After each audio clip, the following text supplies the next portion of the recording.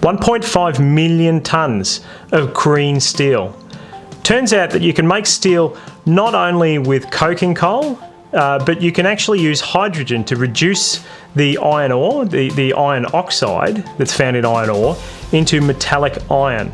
That way you don't need to use coking coal to produce that steel and that iron that goes into cars, that goes into buildings, and it goes into wind turbines.